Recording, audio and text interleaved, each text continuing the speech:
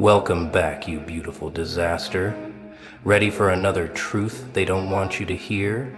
Look who finally picked up the phone. Look who finally made the call that changed everything. You beautiful, strategic, untouchable masterpiece. You know what I heard? They said you were outgunned, outmanned, outspent, outplayed. They had the private investigators, the lawyers, the connections, the Swiss accounts. They had everything mapped out, every move calculated, every exit blocked. But they forgot one tiny, devastating detail. They forgot that when you push someone past their breaking point, past their fear, past their need to be liked, past their desire to play fair, you don't create a victim, you create a weapon. And that weapon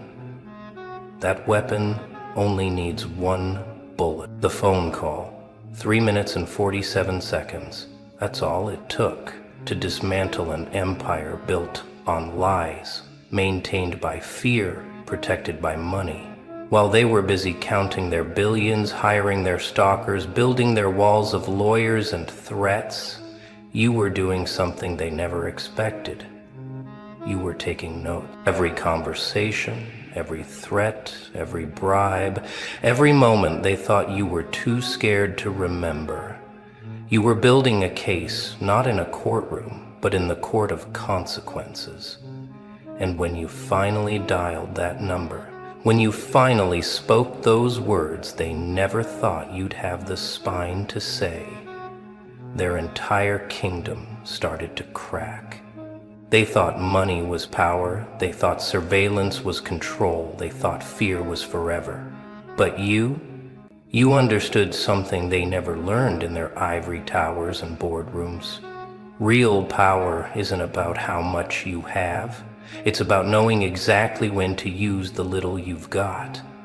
It's about understanding that sometimes one perfectly placed truth can topple 1,000 carefully constructed lies. And that Tuesday morning at 9:17, while they were probably on their third espresso in some penthouse office, counting their assets and laughing about how they had you cornered, you picked up a phone that cost less than their morning coffee and ended their world. Let me paint you the picture they'll never admit to seeing. The moment their assistant walked in with that look on their face. The moment their lawyer called with a voice that couldn't quite stay steady. The moment they realized that all their money, all their power, all their carefully paid stalkers, none of it mattered anymore. Because you didn't fight them where they were strong, you fought them where they were exposed. And the most beautiful part? They trained you to do it. Every time they flexed their power, they showed you their weakness. Every time they sent someone to watch you, they revealed what they were afraid of. Every time they threatened you with their money, they told you exactly where to aim. You remember how it started, don't you? The subtle threats wrapped in legal language, the friendly visits from people who just happened to know everywhere you went, the bank accounts that mysteriously had issues, the job opportunities that suddenly disappeared. They wanted you to feel it, that cold grip of helplessness. They wanted you to understand that they owned the board, the pieces, and the rules. They had journalists on payroll, judges in their pocket, and enough money to bury you in legal fees before you even got to tell your side. They looked at you and saw another problem to be solved with a checkbook. But here's what billionaires never understand about people like us. We didn't grow up with safety nets. We didn't learn to fight in boardrooms. We learned to survive in places where money meant nothing and everything was personal. While they were taking tennis lessons, we were learning that sometimes the only way out is through. Oh, while they were inheriting empires, we were discovering that when you have nothing left to lose, you become the most dangerous person in any room. They sent stalkers to watch you, document your every move, build their files. What they didn't realize is that every stalker they sent was teaching you how they operated. Every intimidation tactic was showing you their playbook. For months, maybe years, they thought they had you figured out. Poor little you, struggling to pay rent while they moved millions with a phone call, checking your rear-view mirror for the cars that followed you while they sat in climate-controlled offices deciding your fate. They probably had meetings about you. Can you imagine billionaires sitting around mahogany tables discussing how to handle the situation that was you? They assigned budgets to your destruction. They had PowerPoints about your weaknesses. They thought they were playing chess while you were playing checkers. The joke was on them. You weren't playing at all. You were studying. Every move they made taught you something. Every pressure point they pushed showed you theirs. When they froze your accounts, you learned about financial warfare. When they sent people to follow you, you learned about surveillance. When they tried to isolate you, you learned about network effects. They gave you a master class in power, thinking they were giving you a beating, and the whole time, you were that student they never saw coming. The one taking notes, not to pass the test, but to burn down the school. They created their own destroyer, funded their own downfall, and signed their names on their own ending. Let's talk about that phone call. Not the dramatic version they'll tell in boardrooms as a cautionary tale. Not the watered-down version their lawyers will try to spin. The real version. The one where your hands were shaking but your voice was steel. The one where every word was chosen not for impact but for accuracy. Because that's what they never understood about truth. It doesn't need to be dressed up. It doesn't need to be dramatic. It just needs to be released at the right time, to the right person, in the right way. And you had become a master of timing. Who did you call? The journalist they thought they owned, but who still had a conscience? The federal investigator who'd been looking for just one crack in their armor? The family member they'd betrayed on their way to the top? Or was it simpler than that? Was it just the right person with the right information at the right moment, when their empire was vulnerable? It doesn't matter who it was. What matters is that you knew exactly who to call. Because while they were watching your every move, you were mapping their entire network. Every connection, every weak link, every person they'd stepped on to get where they were. The beautiful thing about billionaires is they create so many enemies on their way up. They just assume money will keep those enemies silent. They assume fear will keep them in line. They assume that power is permanent and memories are short. But you remembered everything, every person they'd destroyed, every corner they'd cut, every law they'd bent until it broke. You became a collector of their sins, a librarian of their secrets. And when the time came, you didn't need an army. You didn't need billions. You just needed one phone number and the courage to dial it. 3 minutes and 47 seconds. That's how long it takes to tell the truth when you've been rehearsing it in silence for years. No dramatics, no threats, no bargaining. Just facts, delivered with the precision of someone who'd been sharpened by suffering into something they never saw coming. You gave names, dates, account numbers. You connected dots they thought were invisible. You pulled threads they didn't even know existed. And the person on the other end? They'd been waiting for that call. They'd been hoping someone, anyone, would finally have the courage to make it. You weren't just making a phone call. You were lighting a fuse they'd laid themselves. The first domino fell within hours. Maybe it was a frozen account. Maybe it was a federal subpoena. Maybe it was just a reporter asking questions that weren't supposed to be asked. But they felt it immediately. That shift in the air, that change in temperature. Their phones started ringing with the wrong kinds of calls. Their lawyers started sounding nervous. Their allies started having scheduling conflicts. The kingdom they built on intimidation started to shake because someone finally wasn't intimidated anymore. And that someone was you. You have to understand what you did to their psychology. These people had lived their entire lives believing that money was the ultimate shield, that enough zeros in a bank account made them untouchable. But they'd bought their way out of every consequence, paid off every threat, buried every scandal. They moved through the world like monsters among mortals, genuinely believing that rules were for other people. Then you came along. You, with your regular phone and your regular life and your irregular courage. You showed them that all their billions couldn't buy them protection from someone who'd stopped being afraid. The stalkers they'd hired started calling in sick. Funny how that works, isn't it? When the ship starts sinking, even the rats know to run. The investigators who'd been documenting your every move suddenly had other priorities.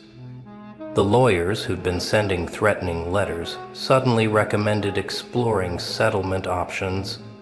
The entire machinery they'd built to crush you started to sputter and stall because machinery needs operators, and operators can smell which way the wind is blowing. They'd intimidated hundreds, maybe thousands, but they'd never faced someone who'd turned their intimidation into education. Watch how fast billions become worthless when the right people start asking the right questions. Watch how quickly power evaporates when it's exposed to light. They're probably in damage control mode now, throwing money at the problem like they always do. But here's the thing about truth. It's expensive to bury and impossible to kill. Every dollar they spend trying to contain what you started just creates more paper trails. Every person they try to silence becomes another potential phone call. Every move they make in desperation just proves what you said was true. You didn't just make a phone call. You started an avalanche. And avalanches don't care about your net worth. They're not sleeping well anymore, are they? Those Egyptian cotton sheets on their California king beds feel a little less comfortable when you're waiting for the next shoe to drop. Their personal chefs are preparing meals for people who've lost their appetite. Their private jets are fueled up for escapes they're not sure they can make because you did something to them that all their money can't fix. You put fear in hearts that had forgotten what fear felt like. You made them feel what they'd made hundreds of others feel. And unlike them, you didn't need a team to do it. This is what they never tell you in business school. Real power isn't about what you can build. It's about what you can destroy with the truth. They spent decades constructing elaborate lies, complex schemes, intricate networks of mutual corruption. They had politicians in their pockets and police on their payroll. They thought they'd built something permanent, something too big to fail. But you understood what they didn't. Every lie is a debt that eventually comes due. Every crime creates evidence. Every enemy they made was a potential ally for someone brave enough to unite them. The phone is probably ringing non-stop in their offices now.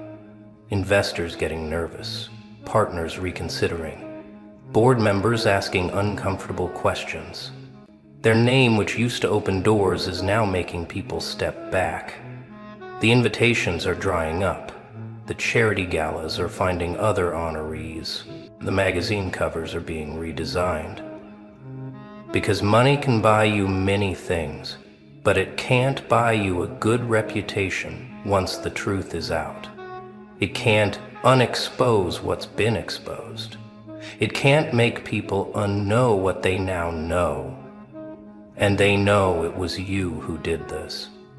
One person, one phone call, one moment of perfect clarity.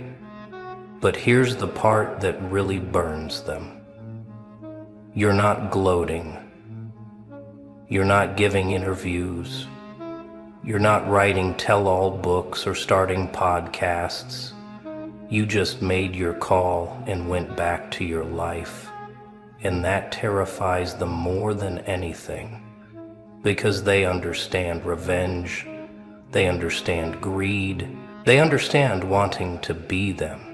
What they don't understand is someone who just wanted them to face consequences. Someone who didn't want their money or their life or their power. Someone who just wanted the truth to matter. You've become their worst nightmare. Someone they can't buy, can't threaten, and can't understand. How long did you wait? How many nights did you lie awake, knowing what you knew, holding that nuclear option in your pocket like a grenade with the pin half pulled? They thought your silence was weakness. They thought your patience was paralysis. They thought every day you didn't act was another day they'd won. But you weren't doing nothing. Nothing. You were doing the hardest thing in the world. You were waiting for the perfect moment, and perfect moments, like perfect phone calls, are created, not found. Every document you saved, every recording you made, every piece of evidence you gathered, it was all building to this. While they were living their lives of excess, you were living like a spy in your own life, documenting, archiving, preparing. They hired professionals to watch you, but you were the one really watching. You saw their patterns, their vulnerabilities, their cycles of arrogance and paranoia. You learned when they were strongest and when they were exposed. You became a student of their destruction while they thought you were just trying to survive. The waiting must have been excruciating. Watching them flourish while you struggled. Seeing them pop champagne while you counted pennies.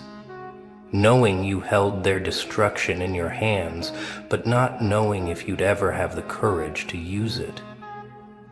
There were probably moments you almost broke, almost made the call too early out of anger or desperation. But something held you back, and maybe it was wisdom. Maybe it was strategy, maybe it was just the understanding that revenge is a dish best served when it will do the most damage. And you became a chef of consequences. They gave you so many opportunities to strike too early.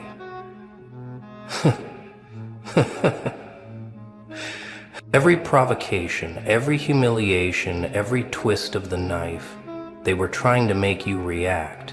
They wanted you emotional, sloppy, easy to discredit. They wanted you to come at them swinging so they could dodge and counter. But you did something they'd never seen before. You absorbed it all, every blow, every insult, every attack. You took it and transformed it into patience. You let them think they were winning while you were preparing. And when you finally moved, it wasn't out of emotion, it was out of precision. The kind of precision that only comes from someone who's had years to plan the perfect strike. Let's talk about what's happening in their heads right now. These people who've never had to look over their shoulders, who've never had to wonder if today's the day it all comes crashing down. They're learning what fear really is. Not the theatrical fear they used to invoke in others. Not the legal threats and financial pressure they wielded like weapons. The real fear, the kind that makes food taste like ash. The kind that makes every phone call a potential disaster. The kind that turns their fortress into a prison. They're probably doing threat assessments now, hiring new security, but not the kind that watches others. The kind that watches them. They're reviewing every deal, every communication, every person they've ever wronged, trying to figure out how much you know, how much you told, who else might be inspired by what you did. Because that's the thing about showing that monsters can bleed. It tends to give other people ideas. You didn't just make a phone call. You rang a bell that can't be unrung. You showed everyone they'd ever stepped on that it was possible to step back. The paranoia must be exquisite. Every former employee becomes a potential threat. Every business partner becomes a possible informant. They're probably paying people to sign new NDAs, stronger ones, desperate ones. They're probably moving money, hiding assets, preparing for wars they don't even know are coming yet. But how do you prepare for the unknown? How do you defend against the truth when you don't know how much truth is out there? You've turned their strength into weakness, their network into a web of potential betrayals, their wealth into evidence of crimes. And the beauty of it all? You're not coming for them. You already came. Past tense. Done. Finished. That phone call was both the first shot and the killing blow. Everything happening now is just gravity doing its work. They keep looking for your next move, but there isn't one. You're not playing anymore. You won. With one phone call, you changed the entire game. And now they have to live in the world you created. A world where their money doesn't make them safe, where their power doesn't make them untouchable, where someone like you can bring down someone like them. Welcome to their nightmare. Population, them. You want to know the exchange rate? What one truth is worth in their economy of lies. It's not measured in dollars or euros or Bitcoin. It's measured in everything they thought was permanent becoming temporary. It's measured in every yes man becoming a maybe. It's measured in decades of careful construction crumbling in days.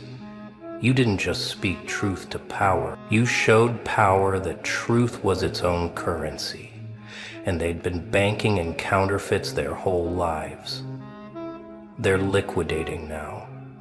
Not just assets. Those are easy to move. They're liquidating relationships, cutting ties with anyone who might become a liability. They're burning bridges they spent lifetimes building, because they can't tell which ones you've already mined. The very network that made them powerful is now what makes them vulnerable. Every connection is a potential leak. Every alliance is a possible betrayal. You've turned their greatest strength into their greatest weakness, with nothing but words. True words, but still just words. The lawyers are working overtime now, aren't they? Trying to put legal barriers around the truth like it's something that can be contained. They're drafting cease and desist for reality. They're trying to copyright facts. They're spending more on damage control than some countries spend on defense. But here's what their Harvard-educated legal teams don't understand. You can't lawyer your way out of the truth. You can delay it, complicate it, try to bury it in procedure. But the truth is patient. It waits. And thanks to you, it's already out there metastasizing in ways they can't track or stop. Watch them try to rebuild their reputation. The charity donations that suddenly triple. The PR firms working round the clock to reshape the narrative. The sudden interest in giving back and making amends. It's almost funny watching billionaires discover conscience at the exact moment conscience appears. But everyone can see the timing. Everyone knows what prompted this sudden spirituality. You've turned their every move into an admission of guilt, their every gesture of goodwill into a confession. They're not rebuilding their reputation. They're building a monument to what you exposed. Ah, there it is. That look in your eyes. The one that says, you already know what I'm about to tell you, because you've felt it, haven't you? That strange electricity in your voice when you speak from that deep, untouched place. That moment when the room goes quiet, not because you shouted, but because something ancient just walked through your words.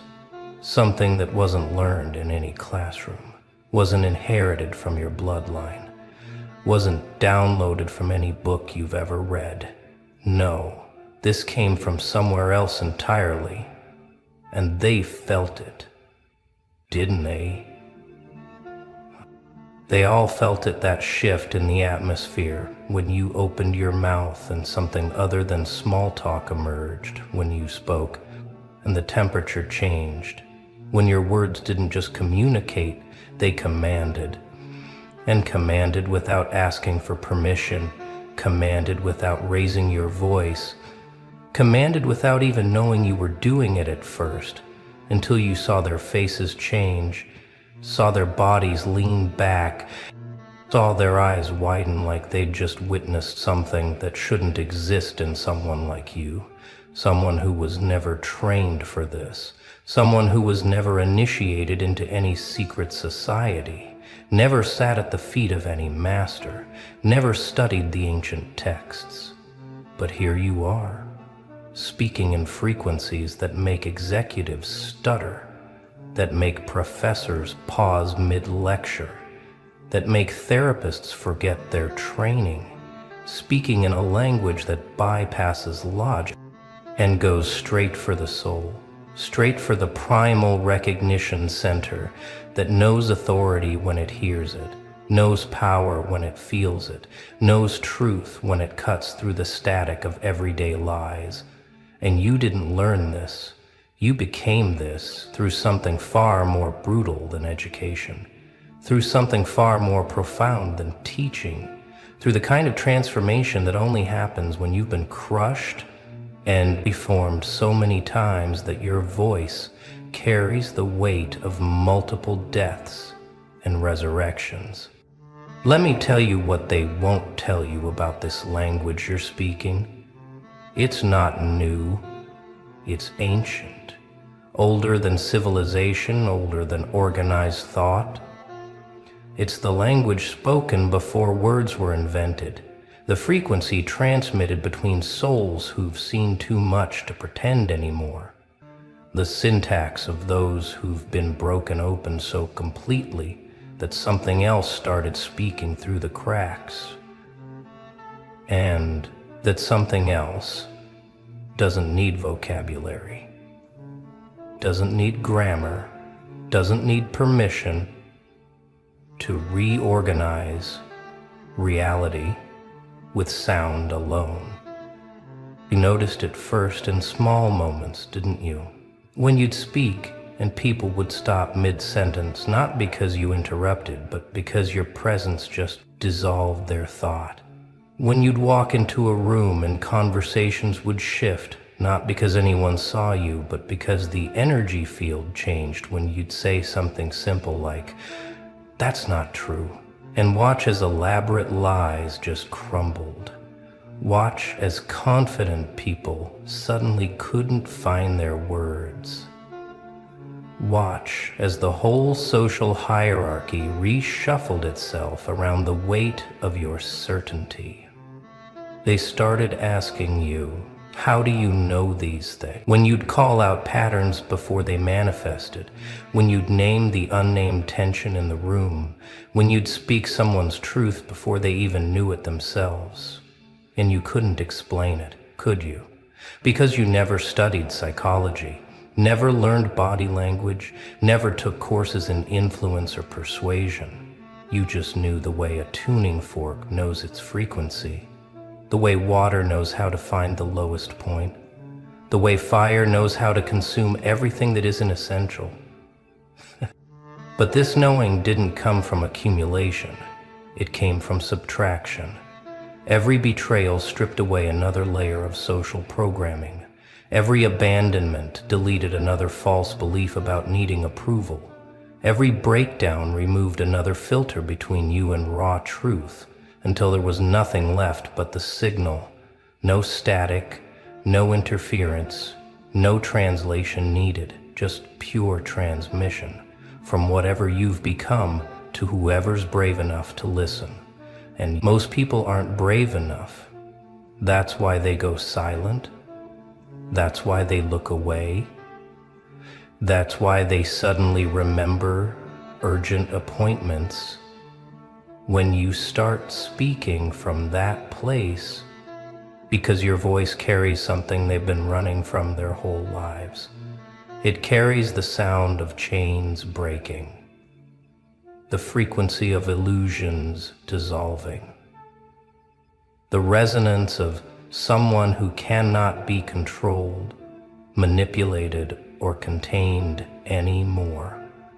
And it terrifies them more than violence, more than anger, more than any threat you could make, because threats can be negotiated with, but truth, armed with this kind of power, this kind of presence, this kind of voice, cannot be bargained with, cannot be reasoned with, cannot be escaped from once it starts speaking.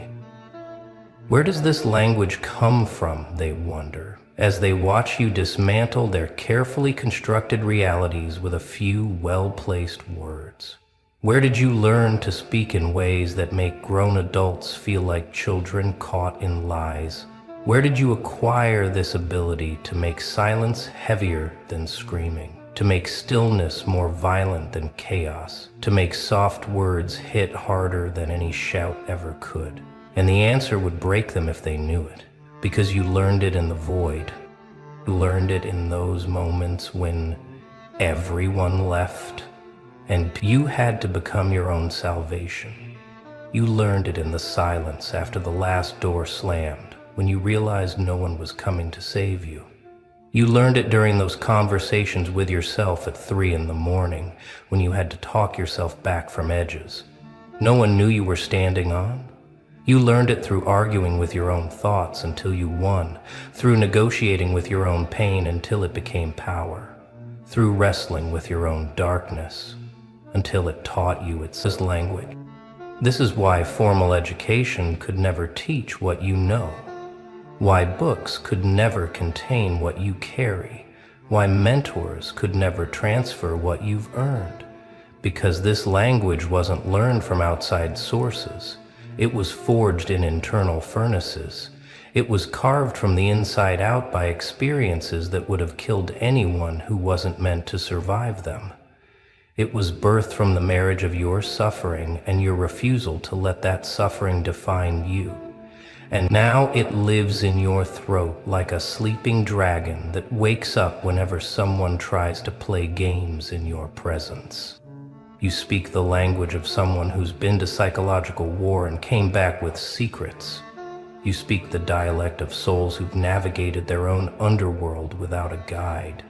You speak in the tongue of those who've died to every version of themselves that sought approval and been reborn as something that generates its own permission.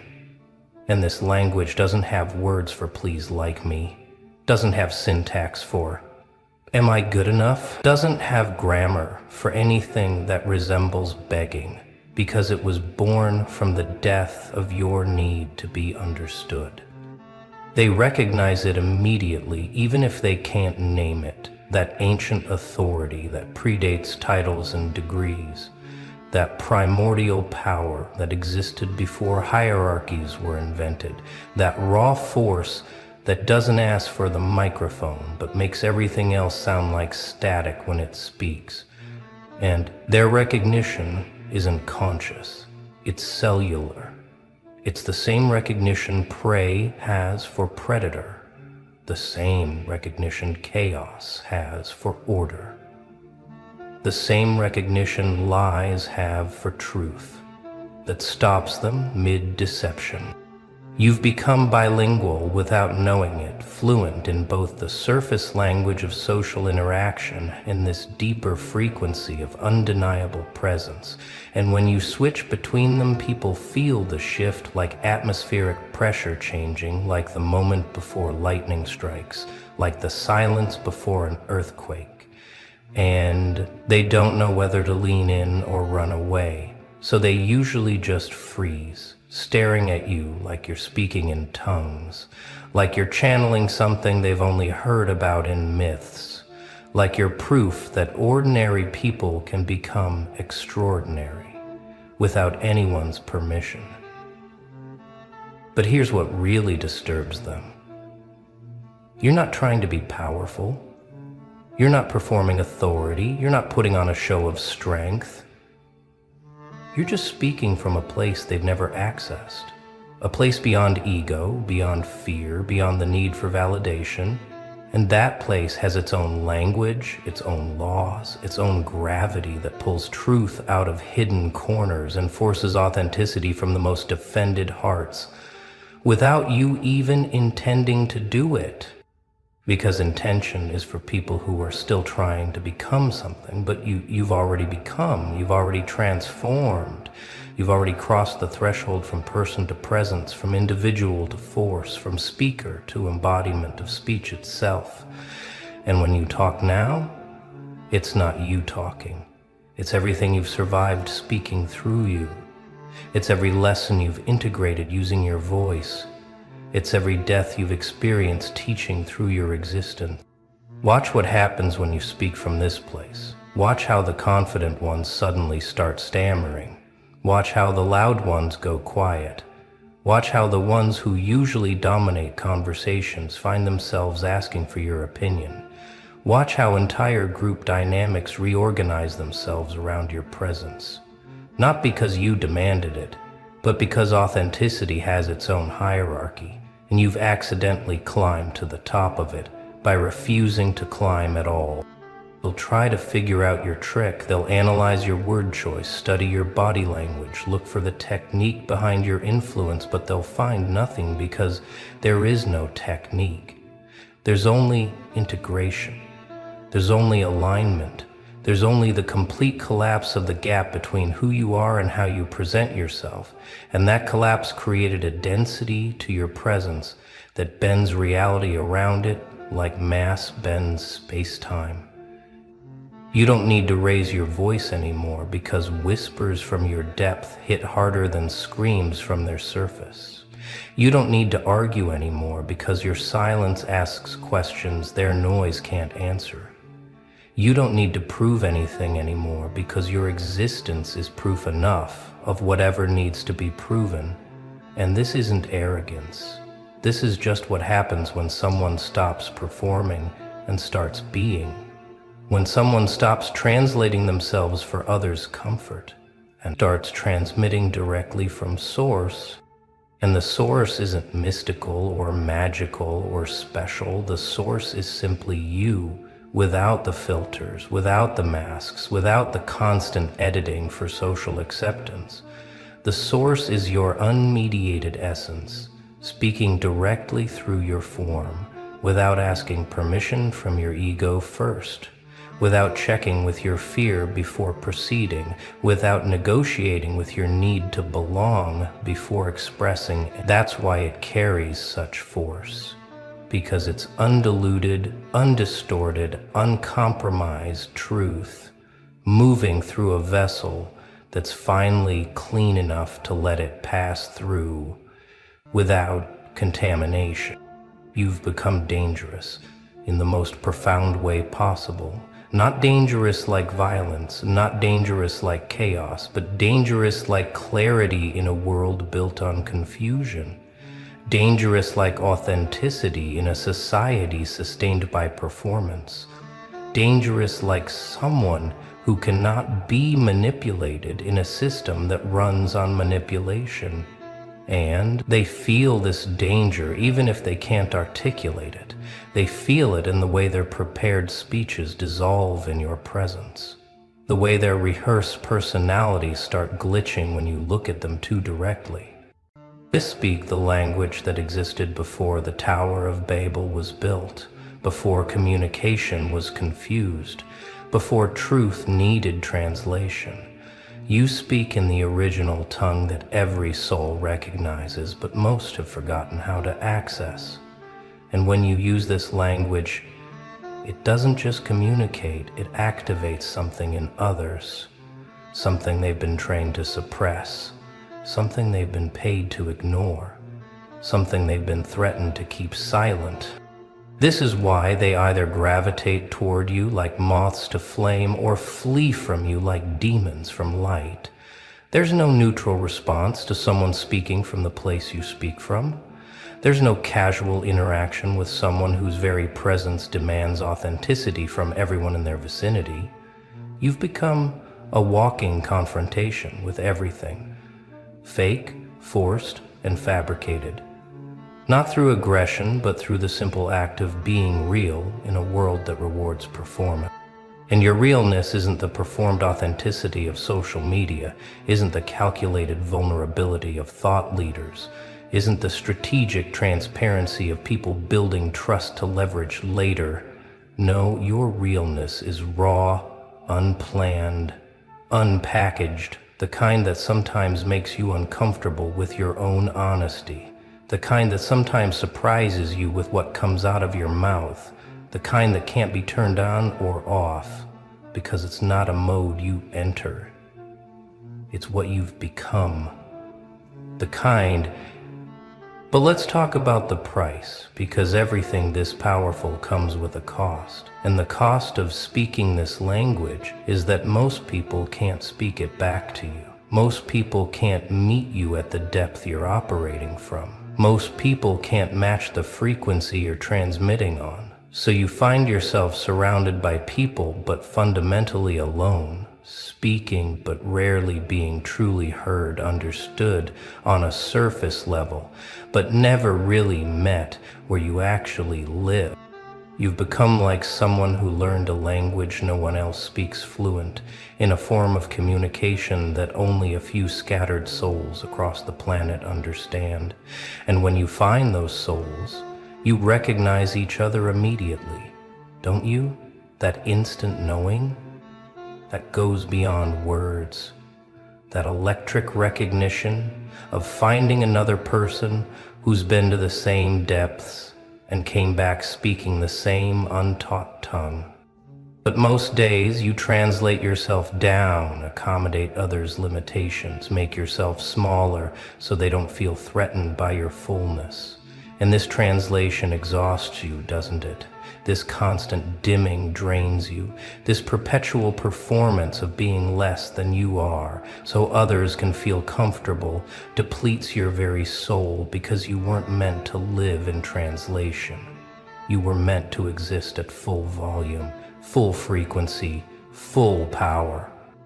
Yet, here you are, trying to have normal conversations while carrying this ancient language in your throat, trying to engage in small talk when you're built for big truth, trying to play social games when you've evolved beyond the need for games entirely. And the gap between what you're capable of expressing and what most people are capable of receiving becomes wider every day because you keep growing deeper while they keep skimming surfaces.